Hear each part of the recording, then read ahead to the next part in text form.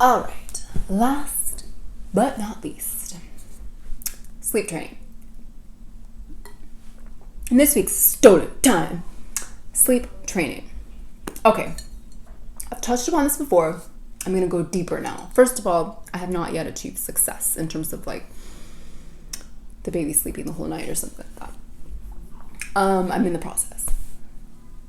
I did not think that I would ever do sleep training, meaning somehow teaching the baby to sleep, right? That's what it means, sleep training.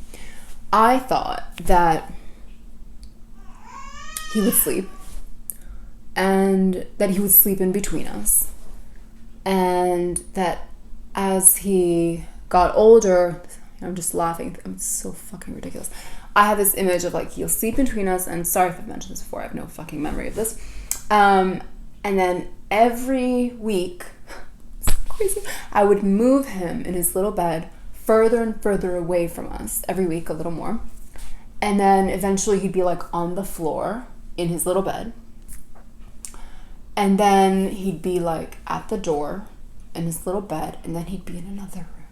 And all of this would happen like seamlessly. I laugh at my naivete.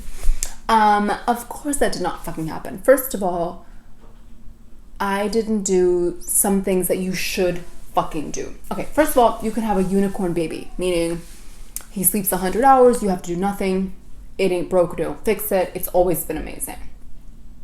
Most babies are not like this.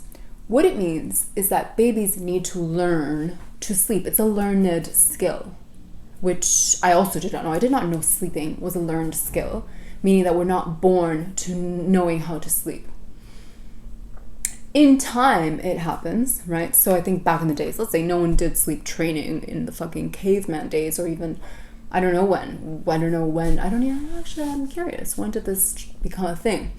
But I'm guessing there were years, you'd probably go through years where the little baby was waking up at night and like, you were just kind of dealing with the fact that this baby needs you multiple times a night.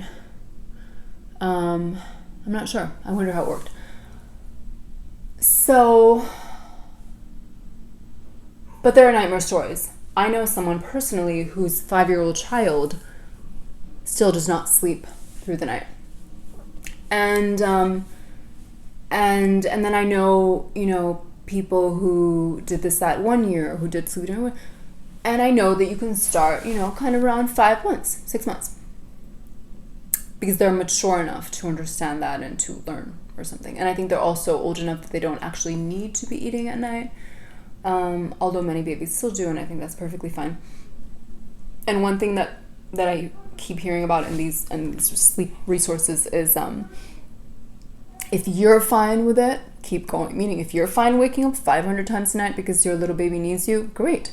If you're fine feeding him 100 hours a night also because he wants to, great. If you have no problem with this can go on for the rest of your life, who cares? And I think that's really lovely to hear. I wasn't fine with it because, well, there was a big thing. He wanted to sleep and he couldn't. So like he would wake up and he'd be crying like, I'm tired, I want to sleep, I think. And he like needed help. So, and this was maybe after every 45 minutes or an hour.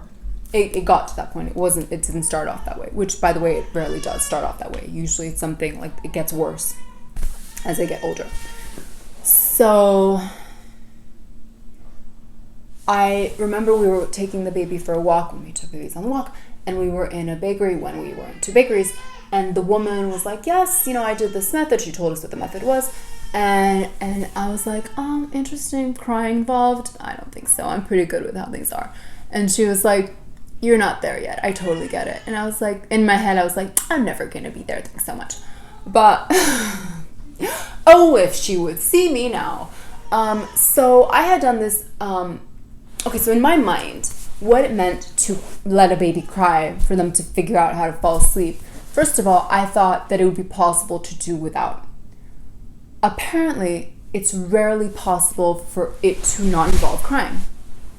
which is fascinating just to know that. It's very rare for this process of them learning to sleep to not involve crying, some crying. 2, in my mind, I was convinced that when the baby,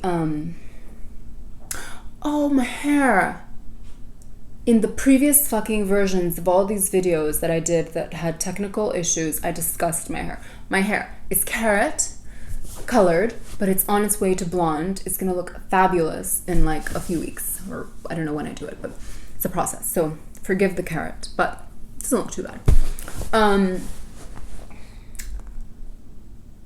So in my mind, I thought that the baby would cry.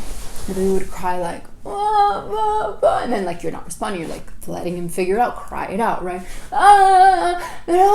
No one's coming. No one's coming. I'm just gonna cry myself to sleep.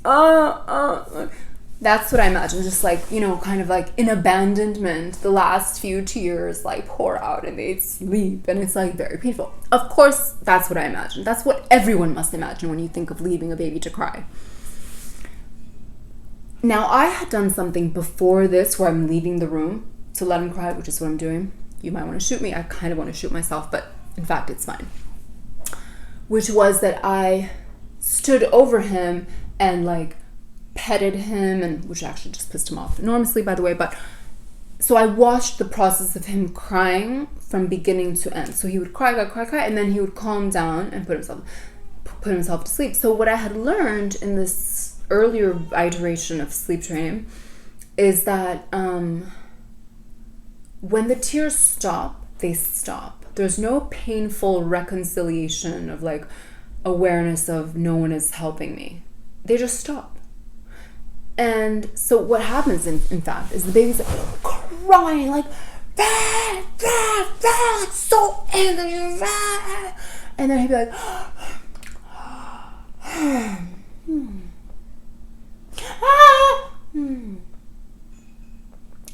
literally like that. There's like a cry, a burst of cry, then an immediate stop, a yawn, and then he falls asleep.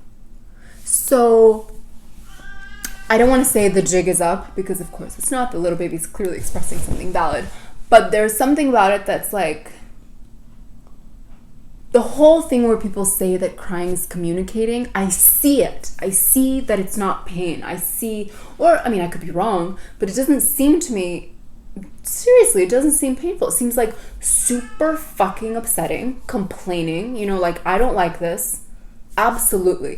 There are emotions there. And then I see, like, obviously I'm seeing what I want to see. I see an acceptance, and then he falls asleep. So I will continue to report on it, but it's working. He's already sleeping much better than me, and it's a process. I'll talk about it later when I succeed. But I'm doing it. I'm sleep training, using this time at home. I was home anyways.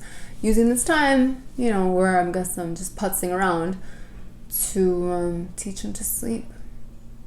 And someone, I read someone was like, there are many things that your child will have to learn. This is not going to be the first thing that's going to frustrate him or piss him off, and that you won't be able to do for him. And I can't say how much I appreciated that so much. Like, I probably think of that every night when I go to sleep and put him to sleep. I'm like, this is a hard thing, but it's okay. Sob. Okay. Thank you for watching. And thank you for subscribing, if you subscribed. And hit the bell icon to get notified as well. And thanks so much. I can keep you company during our new world and whatever is to come. I'd like to do that.